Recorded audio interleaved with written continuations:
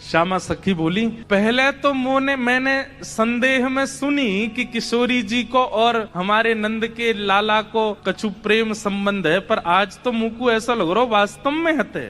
किशोरी जी बोली, नहीं नहीं ऐसी कोई बात नहीं है, ये तो सब तुमने ऐसी नहीं नहीं नहीं मुझ को तो लग रही है। आप इतनों कैसे जानो वाक्य बारे में, इतनों कैसे मानो वाक्य बारे में? किशोरी जी एक बात बताऊं? बोले हाँ। बोले मैं अकेली नहीं हूँ शिकायत करवे वाली, ऐसी अनेक बैठी हैं। आपको ऐसा लग रहा है कि श्याम सुंदर तो केवल लीला कर रहे हैं, पर इस वक्त यही समय श्याम सुंदर कोई और सखी के संग भी ऐसी क्रिया कर रहे होंगे, वह को मार्ग रोक रहे होंगे, वह के हाथ पकड़ रहे होंगे, वह की चुनरी उड़ा रहे होंगे, वह की मटकी फोड़ होंगे, और नए विश्वास होवे। तो आपको अगर बहुत प्रेम है तो आप श्याम सुंदर को पुकार के देख लो, यदि वो आ जाएं तो मैं मान जाऊंगी। आएंगे ही नहीं। ठाकुर जी कह रहे हैं मैं तो सामने ही खड़ा हूं, मैं कैसे आऊंगा? किशोरी जी से कह रहे हैं ललिता विशाखा है भूल जाओ, बाकी सब बातें न भूल जाओ। आपको प्रेम है ना श्याम सुंदर से, मैं आपसे शर्त लगाए के कह रही हूं, आप पुकारो, और यदि श्याम सुंदर आपके सामने आए गए तो जीवन भर आप दोनों की चाकरी करूंगी। ये श्यामा सखी को वचन है आपके लिए, बुलाए लो। किशोरी जी बोली, देख मोते मत बोले, मैं जानू, मुझको प्रबल विश्वास है कि श्याम सुंदर आ जाएंगे, मैं बस टेर लगाऊंगी और दौड़े दौड़े आवेंगे। श्यामा सखी बोली, आज है जाए ना, बुलाए के देख लो आ जाए कि नहीं। किशोरी जी तुरंत नेत्र बंद करके बैठी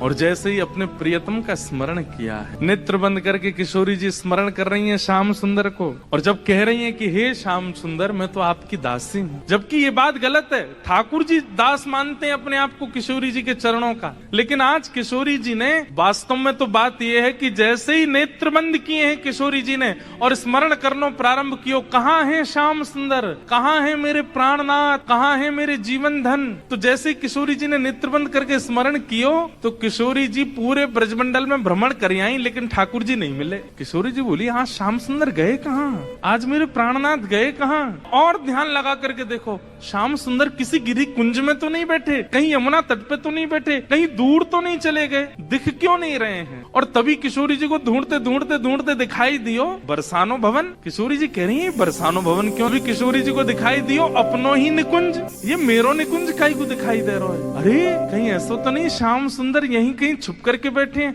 और मन में ध्यान से देखो, किशोरी जी को अपनो ही अंतःपुर दिखाई देने लगो। किशोरी जी बोली, मेरे अंतःपुर में तो केवल ललिता है, विशाखा है, मैं हूँ और श्यामा सखी। और ध्यान लगा करके देखो तो क्षुद्र घंटिका दिखाई देने लगी जो श्यामा सखी ने पहन रखी है। किशोरी जी बोली, ये क्या क्षुद्र घंटिका? ये तो मैंने अभी कहीं, अरे ये तो श्यामा सखी की कमर पे देखी। और जब और ध्यान लगा करके देखो तो घूंघट के भीतर कमल नैन मटक रहे हैं, इधर उधर आंख मटका रहे हैं। तुरंत किशोरी जी ने